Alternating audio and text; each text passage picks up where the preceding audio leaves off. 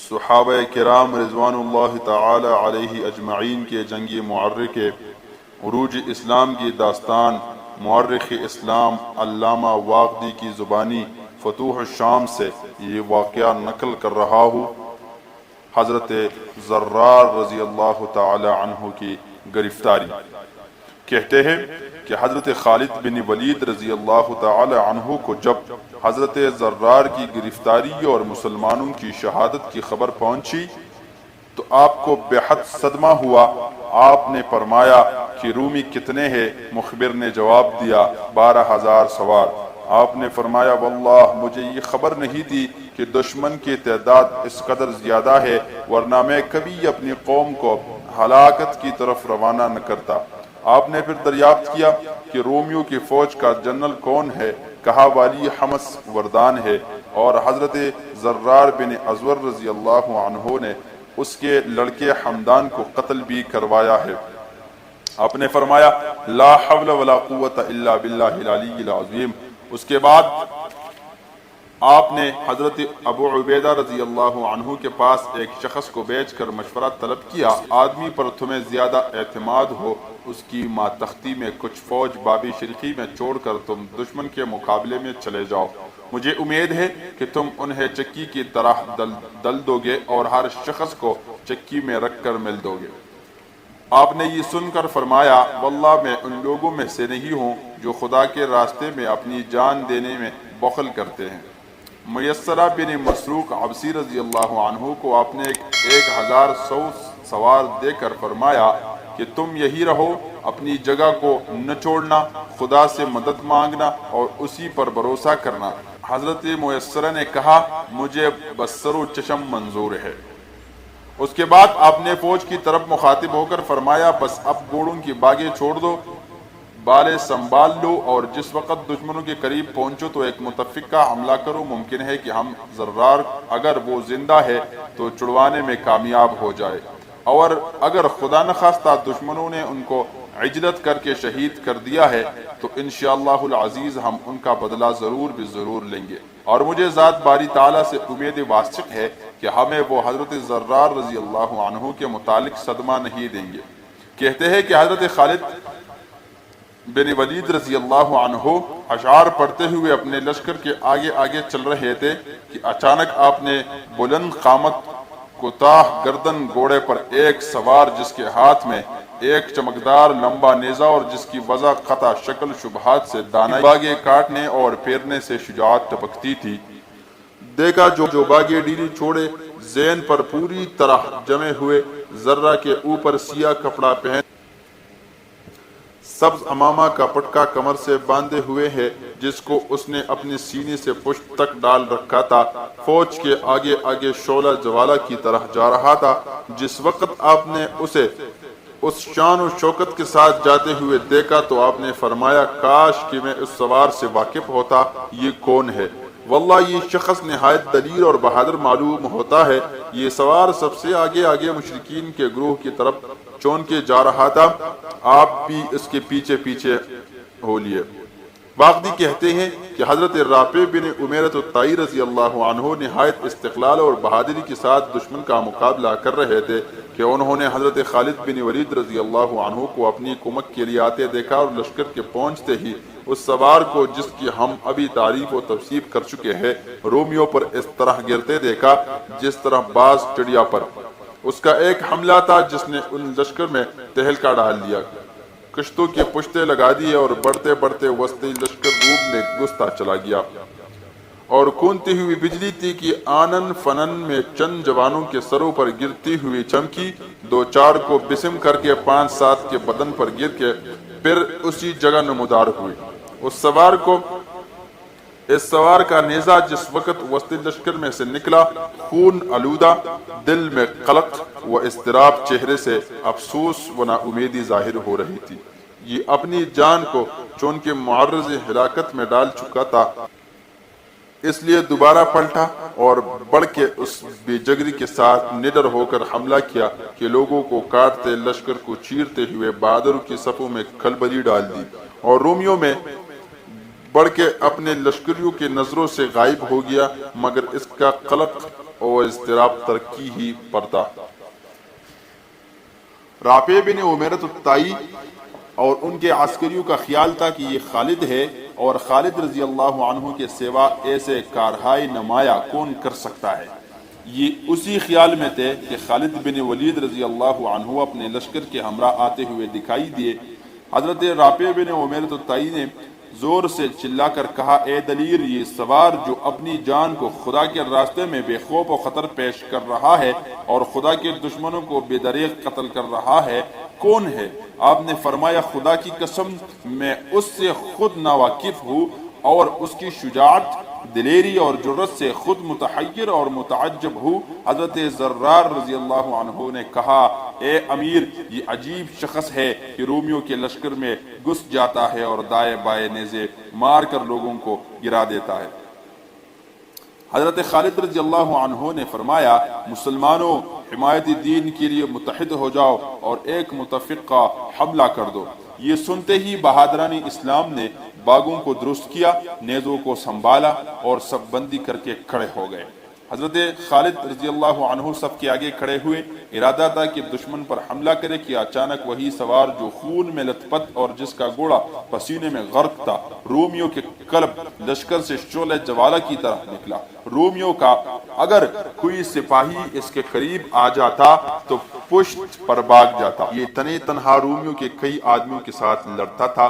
یہ دیکھتے ہی حضرت خالد بن ولید رضی اللہ عنہ نے اپنی جمعیت کے ساتھ حملہ کر دیا، اور رومی اس سوار پر حملہ کر رہے تھے کہ ان کی تیزی حملے سے اس کو بچا لیا، اور اسی طرح یہ سوار مسلمانوں کا لشکر میں آ ملا۔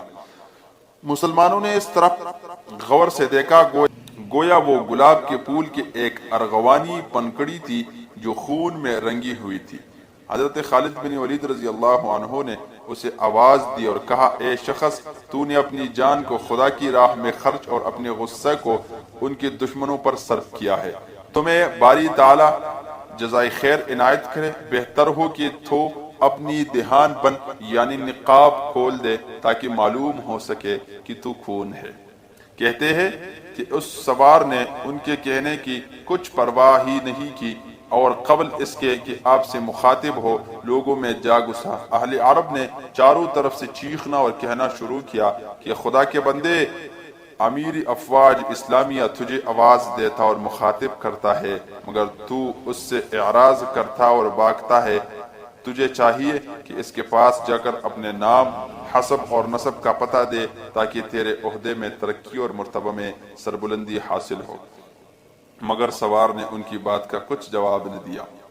حضرت خالد بن ولید کو اس سوار کے متعلق کچھ معلوم نہ ہو سکا تو آپ خود نفس بنفیس اس کے پاس تشریف لے گئے اور فرمایا، افسوس کی بات ہے کہ میرا نیز تمام مسلمانوں کے دل تیرے حالات معلوم کرنے کے لیے بے چین ہے، اور تو اس قدر بے پرواہ تو کون ہے؟ آخر آپ کے بے حد اصرار پر دہان بن کے اندر سے نسوانی آواز میں اس سوار نے اسی طرح کہنا شروع کیا، اے امیر، میں آپ سے کسی نافرمانی کے باعث اعراض نہیں کر رہی ہوں، بلکہ مجھے آپ سے مخاطب ہوتے ہوئے شرم مانے ہے کیونکہ دراصل ایک پردے کے بیٹھنے والوں اور حجاب میں زندگی گزارنے والوں میں سے ہو۔ مجھ سے اصل میں یہ کام میرے درد دل نے کروایا ہے، اور میرا رنج ہی مجھے یہاں تک کھینچ لایا ہے۔ آپ نے فرمایا، تو کون ہے؟ اس نے کہا، زرار جو خیدی ہے، ان کے بہن خولہ بنت ازور ہوں، قبیلہ مزحج کی چند عرب عورتوں میں بیٹھی ہوئی تھی کہ دفعتاً مجھے زرار کی گرفتاری کی خبر ملی۔ میں فوراً سوار ہو کر یہاں پہنچی اور جو کام کیا وہ خود آپ کے سامنے ہے۔ کہتے ہیں کہ حضرت خالد بن ولید رضی اللہ عنہ کا دل یہ سن کر بر آیا، آپ رونے لگے اور فرمایا، ہم سب کو متفقہ حملہ کرنا چاہیے۔ مجھے خداوند تعالیٰ کی ذات سے امید ہے کہ ہم تمہارے بائی تک پہنچ کر ان کو چھڑوانے میں ضرور کامیاب ہوں گے۔ حضرت خولہ نے کہا، میں اس حملے میں بھی انشاءاللہ تعالیٰ سب کے پیش رہوں گی۔ عامر بن طفیل رضی اللہ عنہ کہتے ہیں کہ میں حضرت خالد بن ولید رضی اللہ عنہ کے دائیں جانب تھا کہ خولہ نے حضرت خالد بن ولید کے آگے سے حملہ کیا اور ان کے ساتھ ہی تمام مسلمان حملہ ور ہو گئے۔ خولہ بنت ازور کے حملے سے رومیوں کی قافیہ تنگ کر دیا اور ان پر حملہ اتنا گرا گزرا کہ آپس میں سرگوشیاں ہونے لگے کہ اگر تمام اہل عرب اسی سوار کی طرح بہادر اور جری ہے تو ہم ان کے مقابلے کی تاب کبھی نہ لا سکتے۔ جس وقت حضرت خالد بن ولید رضی اللہ عنہ نے اپنی جمعیت کے ساتھ حملہ کیا تو رومیوں کے چکے چھوڑ گئے، قدموں میں لغزش آ گئی، قریب تاکہ پاؤں اکڑ جائے، مگر وردان نے یہ حالت دے کر پکارنا شروع کیا، اے قوم سنبھلو، ثابت قدم رہو، اگر تم نے ثابت قدمی دکھلائی تو یاد رکھو مسلمان اب باگے اور تمام اہل دمشق تمہاری مدد کو اب آئے۔ یہ سننے ہی رومی پھر ڈر گئے اور حضرت خالد بن ولید رضی اللہ عنہ نے اپنے ساتھیوں کو لے کر اس بے جگری کے ساتھ حملہ کیا کہ پھر رومیوں کے قدم کہے نہ جم سکے اور لشکر تتر بتر ہو کر متفرق ہو گیا۔ حضرت خالد بن ولید رضی اللہ عنہ نے چاہا کہ وردان تک پہنچ جاؤ، مگر چونکہ بڑے بڑے جانباز اور ماہرین حرب اس کے چاروں طرف حلقہ کیے ہوئے تھے، اس لیے آپ اس تک نہ پہنچ سکے۔ مسلمان بھی متفرق ہو گئے اور جو مسلمان جس رومی کے پاس تھا وہ وہی لڑنے لگا۔ حضرت رافع بن عمیرۃ الطائی اس جنگ میں نہایت بہادری سے لڑے۔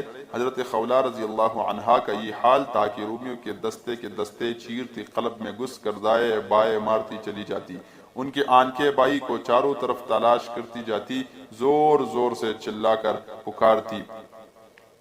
کہتے ہیں کہ ان کے اشعار سن کر تمام رونے لگے، لڑائی برابر ہوتی رہی اور باوجود تلاش کے حضرت زرار کا کہیں سراغ نہ ملا۔ اب آفتاب ڈل چکا تھا، دونوں لشکر متفرق ہوئے، مسلمانوں کا پلہ باری رہا، ہر ایک فوج اپنی اپنی قیام گاہ پر پہنچی۔ مسلمانوں کی فتح سے رومیوں کے دل ٹوٹ چکے تھے اور ارادہ تھا کہ بھاگ جائیں گے، وردان کے خوف نے انہیں یہ روک رکھا تھا۔ جس وقت مسلمان اپنی پردگاہ پر پہنچے تو حضرت خولہ بنت ازور رضی اللہ عنہا نے ایک سپاہی سے اپنے بھائی کے متعلق دریافت کرنے شروع کیا، مگر کسی فرد بشر نے یہ نہیں کہا کہ ہم نے زرار کو قیدی یا مقتول دیکھا۔ جب انہیں بھائی کی طرف سے بالکل نا امیدی ہو گئی تو یہ رونے لگے اور نہایت یاس کی حالت میں اسی طرح پوٹ پوٹ کر بیان کرنے لگے۔ یہ نوحہ زاری سن کر حضرت خالد بن ولید رضی اللہ عنہ اور تمام مسلمان رونے لگے۔ حضرت خالد بن ولید رضی اللہ عنہ کا ارادہ ہوا کہ اسی وقت دوبارہ حملہ کر دیا جائے، لیکن اتفاق سے آپ نے چند سوار رومی لشکر کے میمونہ سے نکلتے ہوئے دیکھے کہ گھوڑوں کی باگیں چھوڑے ہوئے اسی طرح سرپٹے چلے آ رہے ہیں کہ گویا وہ تعاقب کرنا چاہتے ہیں۔ یہ دیکھ کر آپ فوری طور پر لڑائی کے لیے مستعد ہو گئے۔ بہادران اسلام تیار ہو کر آپ کے گرد جمع ہوئے۔ جس وقت یہ سوار مجاہدین کے قریب پہنچے، ہتھیار ڈال دیے اور پیادہ پا ہو کر لفون لفون یعنی امان امان پکارنے لگے۔ حضرت خالد رضی اللہ عنہ نے مسلمانوں سے فرمایا، ان کے امان مانگنے کو قبول کرو اور انہیں میرے پاس لاؤ۔ چنانچہ جس وقت وہ حاضر ہو گئے تو آپ نے فرمایا، تم کون ہو؟ انہوں نے کہا، ہم وردان کی فوج کے سپاہی اور حمص کے رہنے والے ہیں۔ ہمیں کامل یقین ہو گیا ہے کہ ہم آپ سے جنگ میں کسی طرح تاب مقابلہ نہیں لا سکتے اور ہم اپنی اندر اتنی طاقت و قوت نہیں رکھتے کہ آپ سے برسر پیکار ہو۔ اس سے بہتر ہو کہ آپ ہمیں ہماری اہل و اولاد کو امان بخشے اور جن جن ممالک سے آپ کی مصالحت اور معاہدہ ہو چکے ہیں ہمیں بھی ان میں شمار کرے۔ صلح کے معاہدہ میں جتنا مال آپ طلب کریں گے ہم اتنے کو تیار ہے، اور جس قرارداد و اصول پر ہماری اور آپ کی صلح ہوگی ہمارے ملک کے دوسرے باشندے بھی سر موان سے تجاوز نہیں کر سکتے۔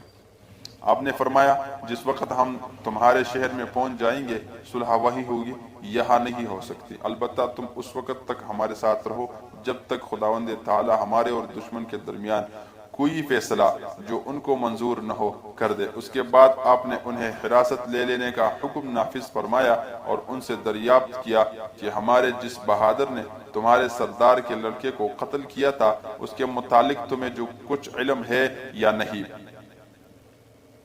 تمہیں کچھ علم ہے یا نہیں؟ انہوں نے کہا شاید آپ انہیں دریافت کرنا چاہتے ہیں جو ننگے بدن تھے اور جنہوں نے ہمارے اکثر آدمیوں کو قتل اور ہمارے سردار کو اس کے بیٹے کے قتل کا داغ مفارقت دیا ہے۔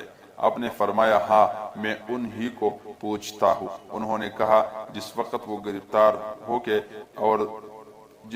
وہ گرفتار ہوئے وردان کے پاس پہنچے ہیں تو اس نے انہیں 100 سواروں کے میت میں خچر پر سوار کر کے حمص کی طرف روانہ کر دیا تھا تاکہ وہاں سے انہیں اپنی شجاعت دکھلائی کے غرض سے ہرقل کے پاس بھیج دیا جائے۔